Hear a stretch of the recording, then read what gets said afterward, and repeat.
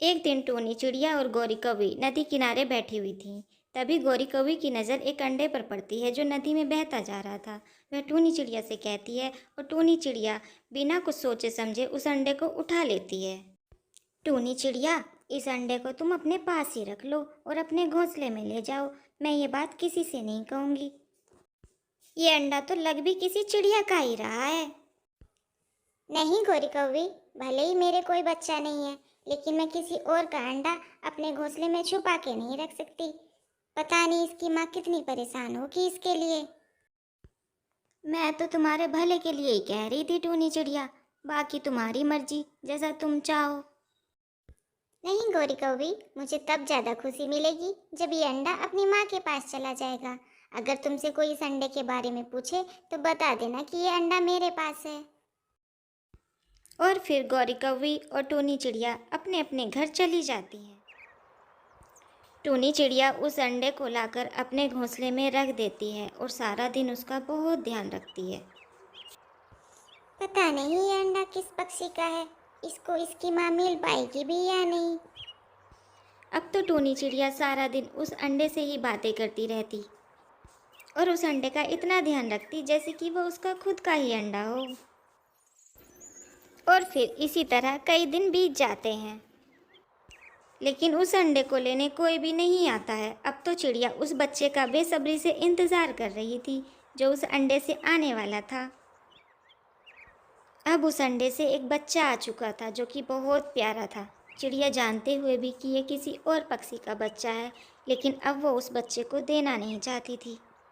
क्या आप ही मेरी मम्मा हो? जब मैं अंडे के अंदर था तो आप ही मुझसे बात किया करती थी मम्मा। हाँ हाँ मेरे बच्चे, मैं ही आपकी मम्मा हूँ। और फिर टूनी चिड़िया अपने बच्चे का नाम सोनू चिड़ा रखती है। अब टूनी चिड़िया को इस बात की चिंता हो रही थी कि कहीं उसके बच्चे को उससे कोई छीन ना ले। और फिर टूनी चिड़िया सोचती है कि इस बात का सिर्फ गौरी कौवी को ही पता है कि ये बच्चा मेरा नहीं है, तो मुझे जाकर गौरी कौवी से ही बात करनी होगी। यह सोचकर टूनी चिड़िया गौरी कौवी के पास चली जाती है। जैसे ही टूनी चिड़िया गौरी कौवी के घर पहुंचती है, गौरी कौवी कहती है, अरे टूनी, तुम यहाँ? मैं तुम्हारे ही घर आने वाली थी। क्या हुआ उस अंडे का जो हमें नदी के पास मिला था, और किस पक्षी का बच्चा निकला उसमें से? हाँ गौरी कवि, मैं भी उसी के बारे में बात करने आई थी। उस अंडे में से एक चिड़िया का बच्चा निकला है जो कि बहुत प्यारा है। मैं चाहती हूँ कि ये बात अब तुम किसी से ना बताओ, क्योंकि अगर मेरा बच्चा मुझसे दूर चला गया तो मैं तो जीते जी मर जाऊंगी। ठीक है टूनी चिड़िया, तुम चिंता ना करो, ये बात मैं किसी से नहीं कहूँगी। गौरी कौवी की बात सुनकर टूनी चिड़िया वहाँ से अपने घर चली जाती है। गौरी, क्या टूनी चिड़िया सच में उस अंडे को नदी से उठा के लाई थी? हाँ कालू, वो अंडा हमें नदी में बहता हुआ मिला था। अब देखना गौरी कौवी, मैं टूनी चिड़िया के साथ क्या करता हूँ। और फिर कुछ दिन इसी तरह गुजर जाते हैं। अब टूनी चिड़िया का बच्चा थोड़ा बड़ा हो चुका था। एक दिन टूनी चिड़िया अपने बच्चे के पास बैठी हुई थी, तभी वहाँ पर गौरी और कालू कौवा आ जाते हैं। अरे टूनी चिड़िया, तुमने अपने बच्चे को नदी की बात बताई या नहीं? गौरी कवि, मेरे छोटे से बच्चे के सामने ऐसी बातें ना करो। अगर तुम चाहती हो कि हम तुम्हारे बच्चे के सामने ऐसी बातें ना करें तो पास आके हमारी बात सुनो। टूनी चिड़िया कालू कौवे के पास आती है। अगर तुम चाहती हो कि हम तुम्हारे बच्चे से कुछ ना बताएं तो तुम्हें हमारे लिए हर रोज़ दाना लाकर हमारे घर देना होगा, वरना मैं इसको बता दूंगा कि तुम इसकी असली माँ नहीं हो। क्या क्या कालू कौवे, तुम मुझे ब्लैकमेल कर रहे हो? हाँ टूनी चिड़िया, मैं तो बहुत दिनों से यही सोच रहा था कि कब तुम्हारा बेटा बड़ा हो और मैं तुम्हें आके ब्लैकमेल करूं। अब तुम्हारे पास और कोई रास्ता है भी तो नहीं। ठीक है कालू, कल से मैं तुम्हारा भोजन ले आया करूंगी, पर मेरे बेटे से कुछ मत कहना। टूनी चिड़िया की बात सुनकर कालू कौवा और गौरी कौवी वहाँ से चले जाते हैं। मम्मा, ये कालू कौवा और गौरी कौवी नदी के बारे में क्या बात कर रहे थे? कुछ नहीं बेटा, ये मेरे बचपन के दोस्त हैं और मुझसे ऐसे ही मजाक करते रहते हैं। इस तरह टूनी चिड़िया अपने बेटे को और ही बातों में लगा लेती है। अगले दिन से जब टूनी चिड़िया अपने बच्चे के लिए भोजन लेने जाया करती तो उधर से आते हुए कालू कौवे और गोरी कौवे के लिए भी भोजन लेकर आती। इसी तरह 1 महीना गुजर जाता है। फिर एक दिन, कालू, बहुत दिन हो गए, आज कहीं घूमने चलते हैं।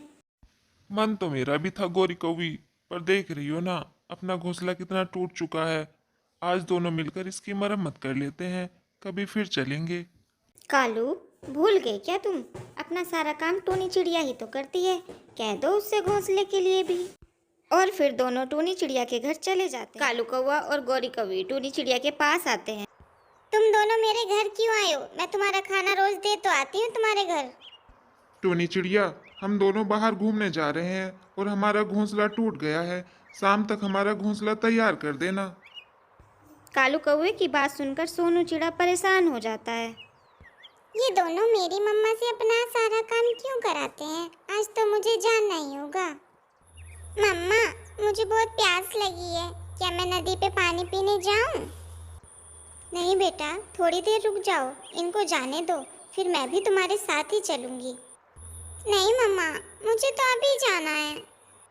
ठीक है सोनू बेटा, पर पानी पी के जल्दी आ जाना। और फिर सोनू चिड़ा वहाँ से चला जाता है। और फिर सोनू चिड़ा एक पेड़ के पीछे जाकर छिप जाता है ताकि वो उनकी बातें सुन सके। मैं तुम्हारा घर बनाऊंगी या तुम्हारे लिए भोजन लेकर आऊंगी, कुछ तो रहम करो मुझ पर। और फिर मैं सारा दिन के लिए अपने छोटे से बच्चे को छोड़कर भी तो नहीं जा सकती। हम कुछ नहीं जानते टूनी चिड़िया, अगर तुमने हमारा घर तैयार नहीं किया तो हम तुम्हारे बच्चे से बता देंगे कि तुम उसकी सगी माँ नहीं हो। तुम उस अंडे को नदी से उठा के लाई थी जिससे सोनू चिड़ा आया है। और इस तरह सोनू चिड़ा उनकी सारी बातें सुन लेता है। वो सब अभी भी बातें कर ही रहे थे, तभी सोनू चिड़ा आ जाता है और कहता है, मैंने आप सबकी बातें सुन ली है मम्मा। आप ही मेरी मम्मा हो। मैं आपसे बहुत प्यार करता हूँ मम्मा, और आपको कभी छोड़कर नहीं जाऊँगा। आप मेरे लिए इतने दिनों से इतना सब कुछ सह रही थी और मुझे बताया तक नहीं। सोनू चिड़े की बातें सुनकर टूनी चिड़िया की आंखों में आंसू आ जाते हैं और वो उसको गले लगा लेती है। मुझे माफ़ कर दे बेटा, मुझे लगा अगर तुझे सच्चाई पता चली तो कहीं तू मुझे छोड़कर ना चला जाए।